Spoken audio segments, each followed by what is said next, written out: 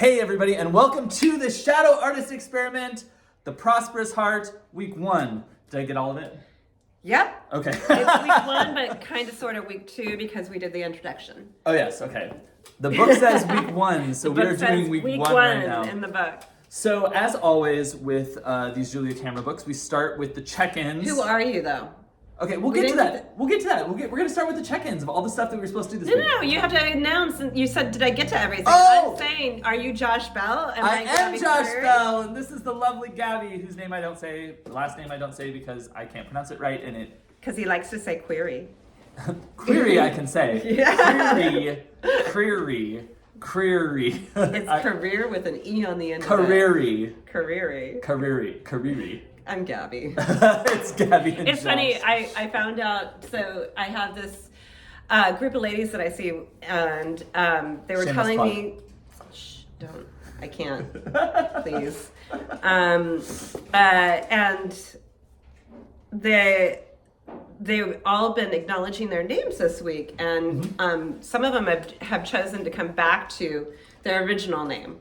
And they have these great names like sunshine and light and butterflies and rainbows is the meaning of their name. I looked up mine. I'm Lisa Gabriella, and Lisa is Oath of God, and Gabriella is, I believe it's God's word as well. Oh, that's funny.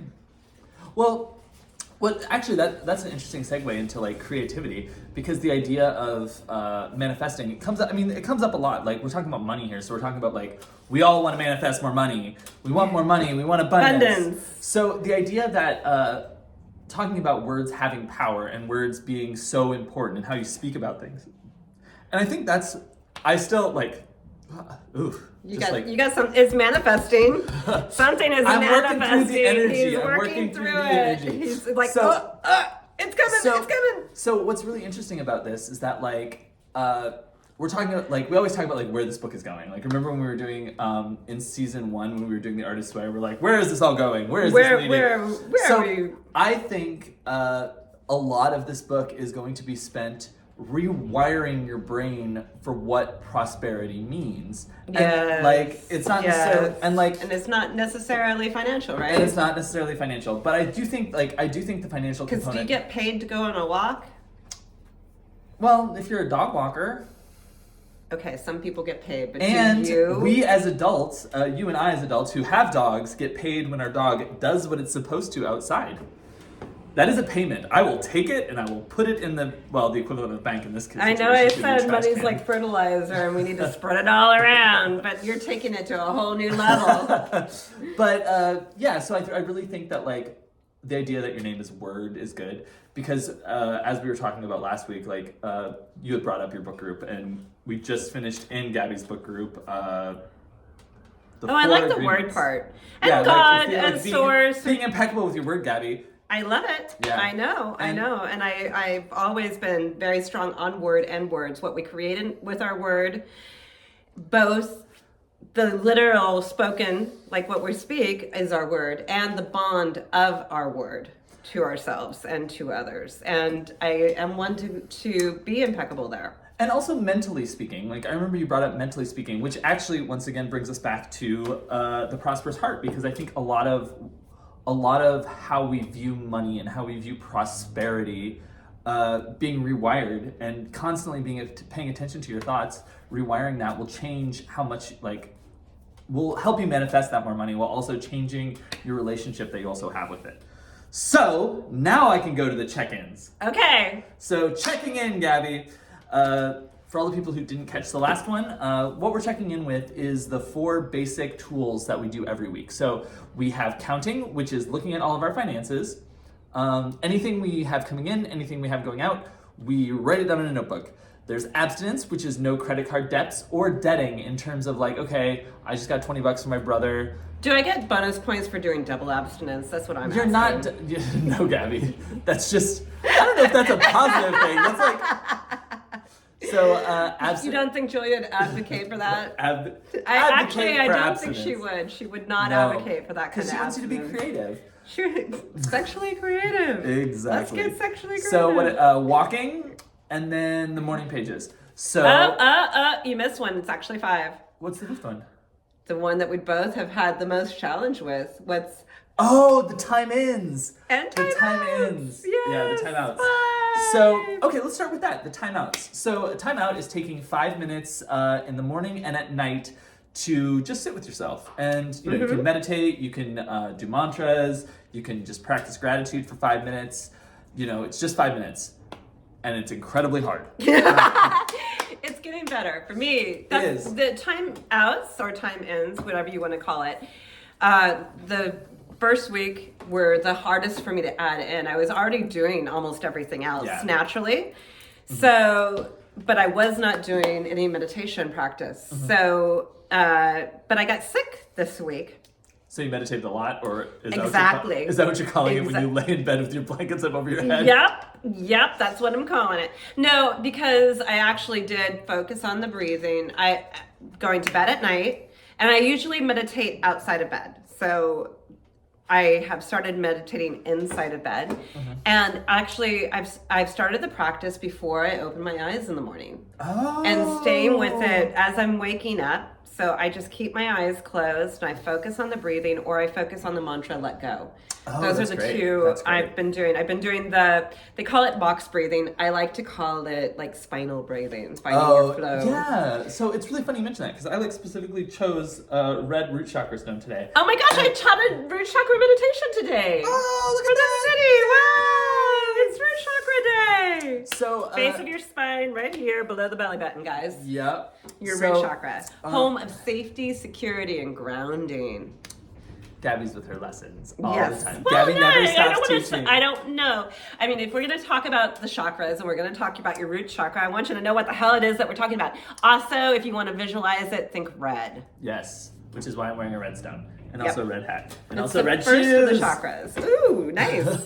You I wish I literally put the red lipstick on. That's Oh, my yeah, that favorite. would be It's great. a really good, solid red lipstick. This actually is a really neat transition from the timeouts, which I've had a really hard time.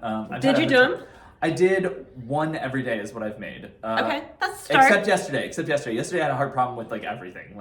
But you said that you've been doing them on the train, and that's been working for you. Yeah, and I didn't go anywhere yesterday, so I was just at home. Oh, there you go. So yeah, I've been doing. And does she every day. say every day on timeouts? I can't remember. Or Yeah, it's every day, twice a day. Every day, twice a day. Which apparently is really good for you. When I was doing when I did transcendental meditation, in the morning and at night, 20 minutes is what they have you do with the mantra that they give you. What was the mantra that they give you? You can't just say the mantra. No, you're not supposed to. That's actually part of it. You're like supposed to keep it to yourself. Like it has to be given to you by a teacher. Like, yep. That's the thing. Oh my goodness. Yep. Oh. I would not be good at that because I got to share everything. You do share everything. I do share everything. So I was actually talking about this grounding and feeling a sense of security. Julia has us do morning pages every day, which is writing 3 pages longhand.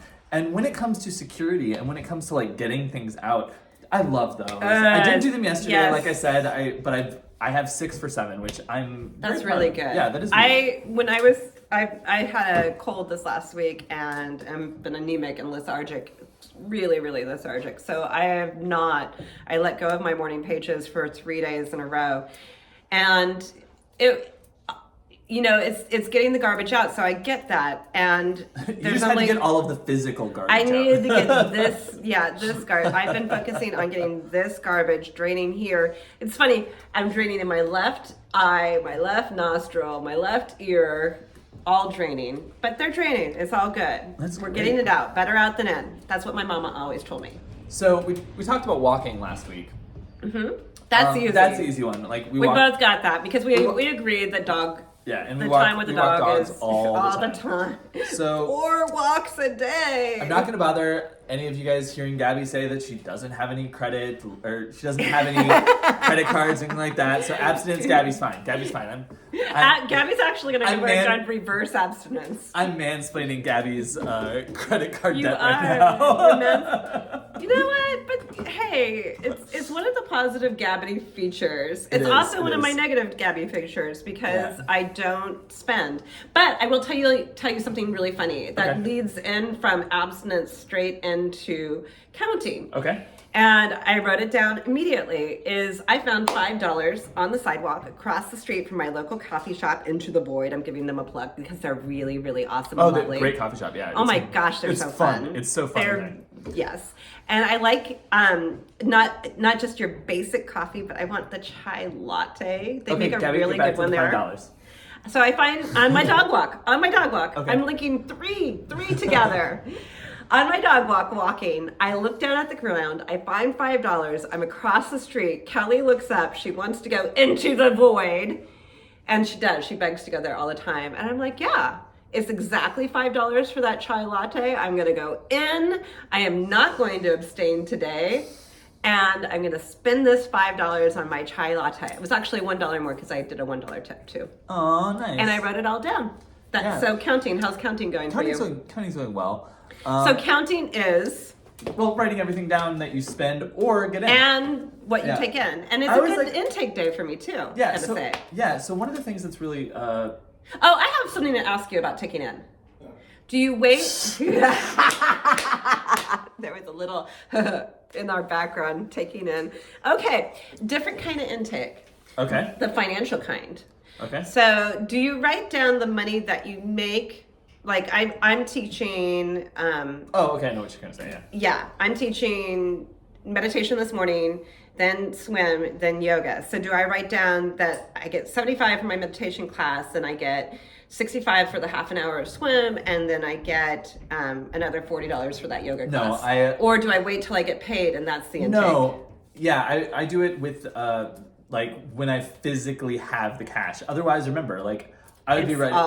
Yeah, I would be writing like, okay, Gabby owes me $3.50 for the emails I'm responding to. Two Boots owes me about this much. Mine is easier. This is how much I pay in taxes. But maybe that's what we're getting to, is that it's what works for you. Well, it's funny that you mentioned this, because I think this is a really important conversation to actually have. Because when you're looking at prosperity and you're looking at abundance, there is the other side of it, is like, okay, so there is the money side of it, which is also important. It's not like, not looking at it as important as in like, oh my God, I need to be making all this money, but important as in how much energy are you putting into your job and how much are you getting in return? Mm-hmm. So this idea of the exchange, like the $5 on the street, in and out. So there is something to be said to be paying attention to that. Not necessarily to write it down all the time, but actually just being observant, like, okay, and you know what? I did not write down that I got $5 in. I only wrote down that I got it. Gabby, I spent it. One accident and failed counting. There you go. Though, to be fair, like as long as you write it down now, I still have savings. I'm still in good abstinence. Abstinence is abstinence of debt. Yeah. So I don't have any debt at the moment. Well, and me and the boyfriend talked it over, and I am officially going to be debt-free by the end of this. I know, I'm just like look at you doing the Superman pose. No, I love it. I'm like the Superman with the debt-free. Okay, I say debt-free. I am a debt-free superhero. We talked about it last week, not including my college loans, but credit cards and stuff. Yeah. So let's get into the chapter. Okay, one more debt-free question. Okay. Do I get a credit card? Yes. We have an audience today. The live studio audience Our live says, studio audience says yes. Gabby, get a credit card. Well, I think so. Julia doesn't say don't own a credit card. She says get out of debt. Yeah, and she says, like, for you, I would say, okay, that's great if you can get, like, because you're talking about traveling, get something that you have that you can gain points on, and be like, okay, I'm going to put every time I go get coffee, I'm going to get it on this card, and then just pay it off. Yeah, pay it off like once a week. She's fine with that. She says that. She also says like no making. Like you can make major purchases too, as long as you can afford them. So I think a lot of this is really just trying to find out balance. Yeah. One of the things that Michael and I are doing, which I meant to bring up slightly earlier, is we are making sure we give money the physicality it deserves as well, so that it really has the weight. So are you like not using a credit card but having actual cash in your hands? Is that what you're doing? That's part of it. The other side is like, okay, so today I've done that before. Today we paid rent, right? Mm-hmm. And like a large part of the rent comes from the digital stuff that we do. So it's generally digital. Like I just generally transfer it over to my roommate. But we're starting to make it a habit of taking that money out and giving it like physicality and like, okay, so we're gonna take the money out of the bank and we're gonna physically give it to him. The actual act of writing, like, does anybody have checks anymore? I know that's the what I was actual thinking, act of writing it out and writing out the check. And also just the counting alone can give it physicality too. Yeah, it's true. Just putting it on the page and saying, I put this money out. It gives me anxiety. It still gives me anxiety to think about the money that I put out. That leads into our spending habits. So yes. Okay. We are very, very different in our spending habits. So, okay. And that's what this chapter is about. It is. It's about like finding out what your spending habit is. I mean, to be fair, we talked about most of the other stuff, which is like money isn't just about, prosperity isn't just about finances. The money myth, which is like the perfect number is the next chapter, but there's this idea that, money can solve problems and things like this. And let's be honest. When people say money can solve all problems, there's always that guy in the back that's like, but it can make things easier. Which there is some truth to that. Wait. But I have literally been with millionaires and billionaires, and I've seen the other side of it, and massive money can exasperate problems too. Yeah.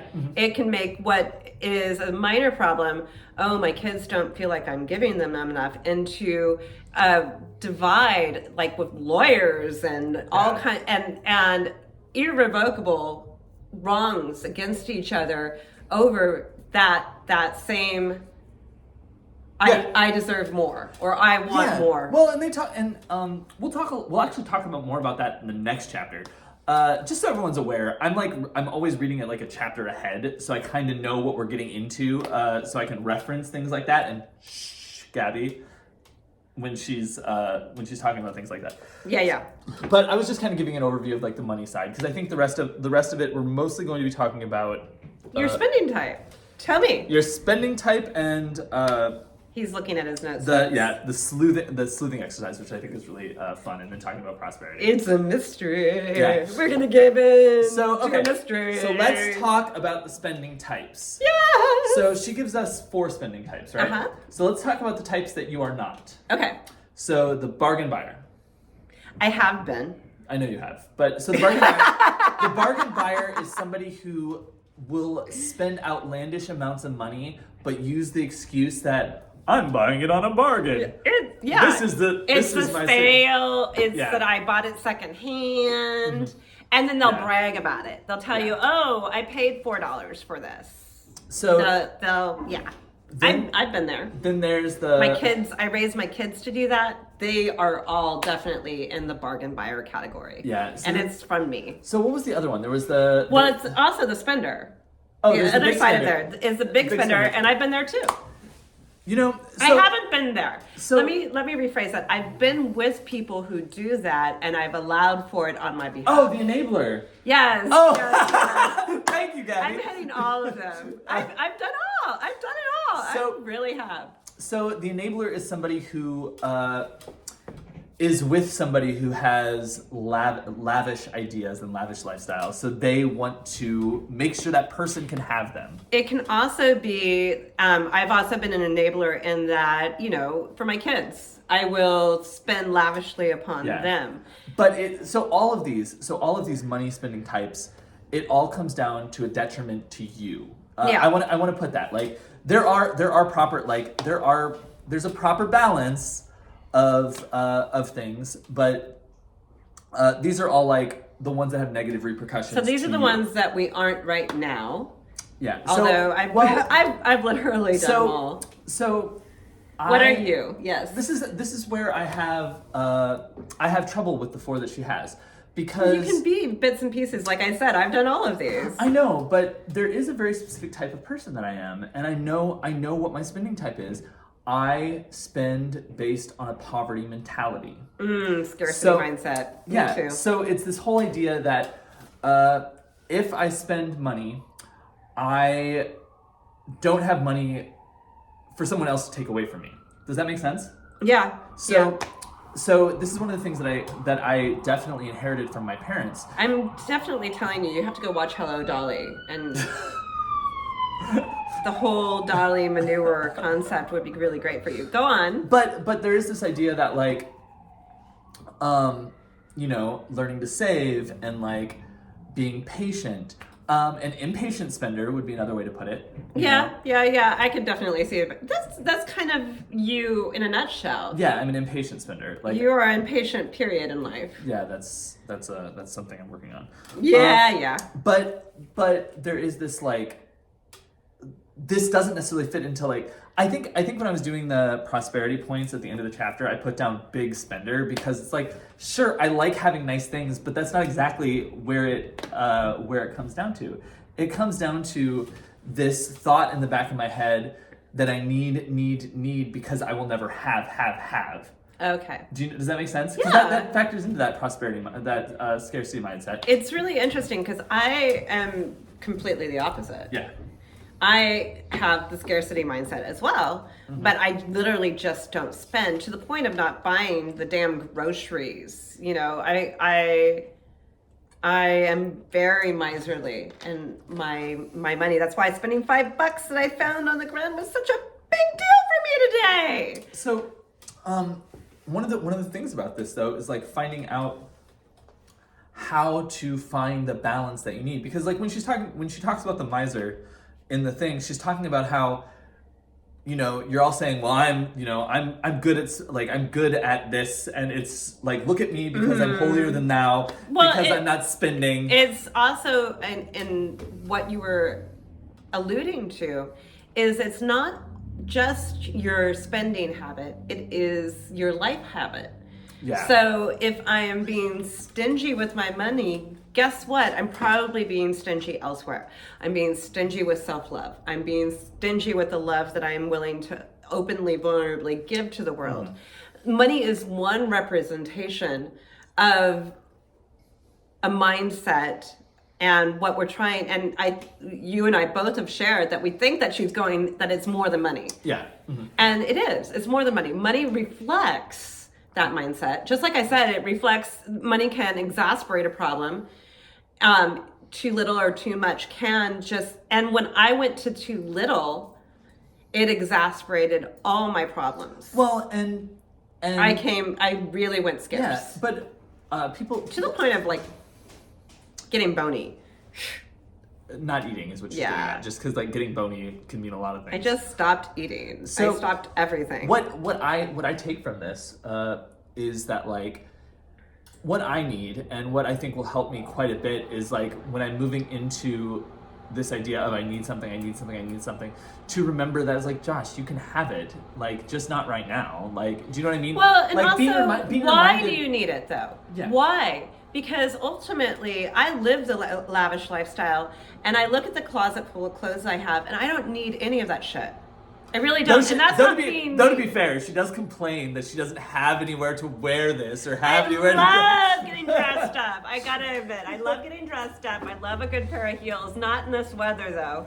Once that sun hits, I want my heels on. I want my makeup on. I want to be adorable again. Yeah. So I'm all for that. It's not that. It's just that I don't have to buy it anymore. Like, it doesn't make me feel better to buy it for myself. Well, and maybe it should. I don't know. I like that chai latte today. It felt great. I have to pee now, but, you know, it felt really good going in. You're supposed to go before we start the podcast. I did. Oh, okay. I have a cold. So, yeah, I think like, I'm glad that looking at my spending habits and, like, giving it this sort of identity helps. Because it's like when I look at that. Well, where else are you coming from that mindset in your life besides money? Where does that shine the light on your life? Is there other places where you're looking for something to make you enough rather than something here to make you enough? You know, it's not the same. It's not the same like, okay. Looking internally. What it is backing up just a little bit and opening up a broad topic that me and Michael talk about all the time is his other partner. I always have Not jealous to. At all. I always have to be doing, and that plays into. That's very similar to buying. Yes, it is. Yes, it is. Yes, it is. Yes, it is. So I always have to be doing something, and Michael has brought this up numerous times. It came up in a session yesterday with my friend Diane. It's like when talking about the balance between the male and female energies, and like female, you know, is this like intuitive, like internal look Word of the day, balance. The masculine is all about doing. Oh, that's really interesting, yeah. So I am a doer. I used to be. It's so funny. It's been burned out of me, and the doer in me is dead. Well, She's done. It's really funny because Gabby just had a session with Michael like literally right before we started, and she was talking about her left side, and everything on her left side is like the female, like the left side is your female side, and the right side is your masculine side. So basically, she's like, I don't do anymore, and she's like, I think that side is dead, and no, it's actually your female side that's like kind of dying right now, Gabby. Yes, we gotta feed the female. Yeah. Feed the female. Nourish her. I think that is what we both need to do this week is feed the female. Feed the female. Okay, so taking on feeding the deeply nourishing and balancing. Which actually goes into the last couple topics that I want to talk about. So the sleuthing exercise, which is like I feel prosperous when. And so the reason why I say that, that connects to the female is because the female is all about feeling. So when do you feel prosperous?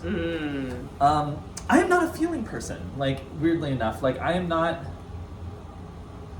Well, that's what we're talking about. Yeah. And it's not that you're not. Watch your language. Michael gave me a whole thing on language earlier. Walk into the train today, probably had the exact same conversation. Be careful of saying not, because it closes the door and you can't access it. It's that I don't have this right now. I haven't found this yet. And I've had trouble holding the door. Yes, holding the door open for that coming through. So the possibility of feeling. No, I did the exercise. I did the I feel prosperous when, and sure, like. When do you feel prosperous? Tell us. Oh boy, when do I feel prosperous? I feel prosperous when I am back in South Dakota with my nephews. I feel prosperous when I'm going out to eat. Like I do. Well, I don't go out that often. All of that creates anxiety for me right now. That's really interesting.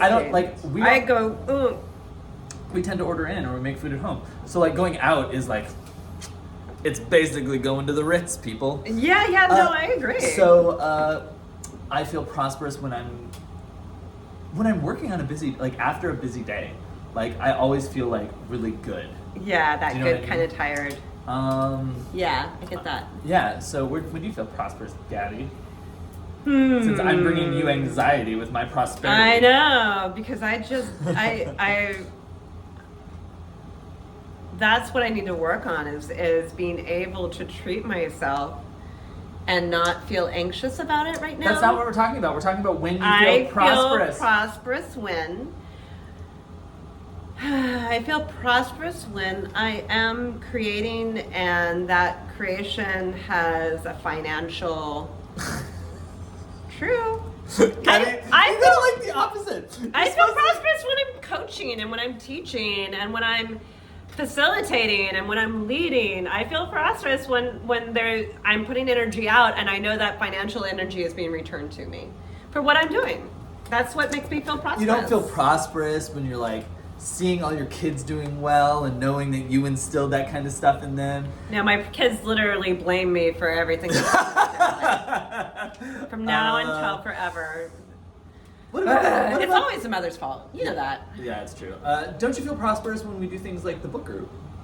Oh, yeah. And watching, and I mean, that's coaching. Again, that's my wheelhouse. That's definitely my prosperity wheelhouse. When do you feel prosperous that isn't oriented towards finances?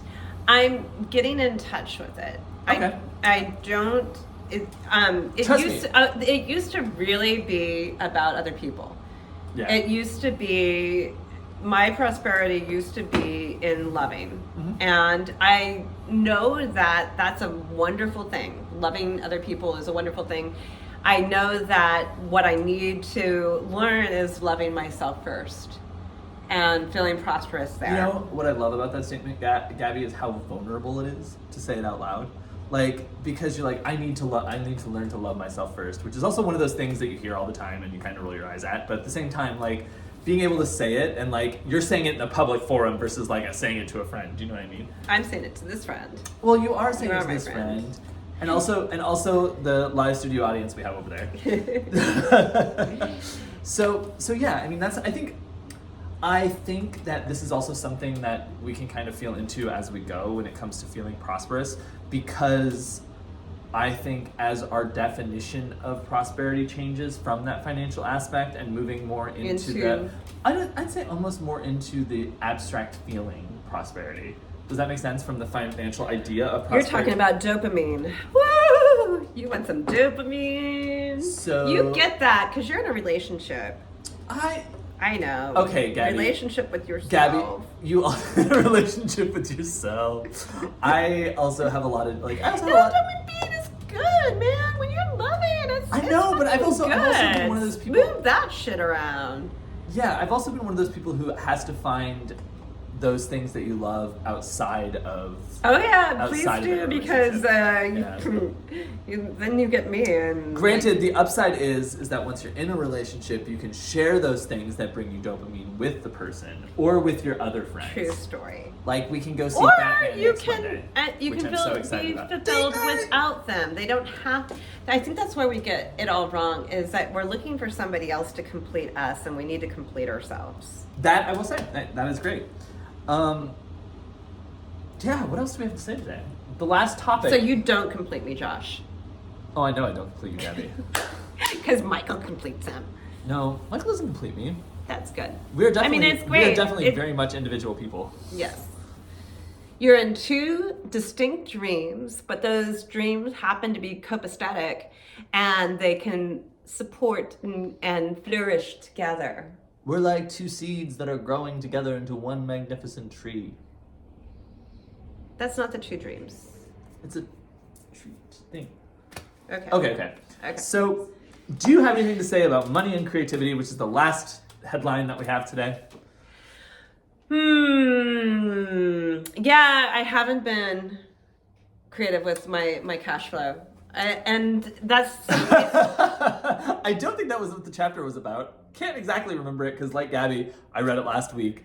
But Gabby's on space brain. I literally Josh, can we do a review session before we get on this, because it's been a long week for me.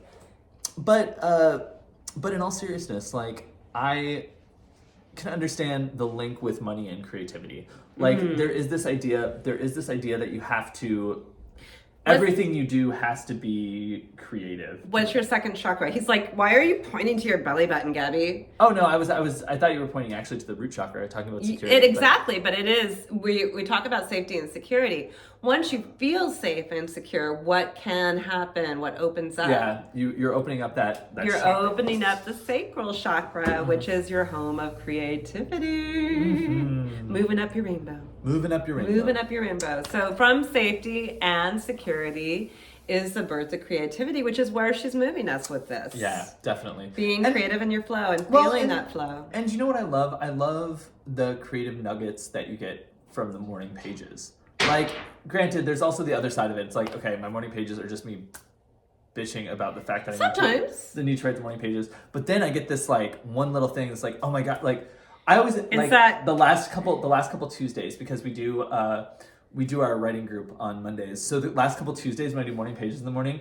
is like carryover from whatever I was doing. So like it'll be like, oh, I wrote this really good story and I do all this, and then I'll have like two pages that connects to it.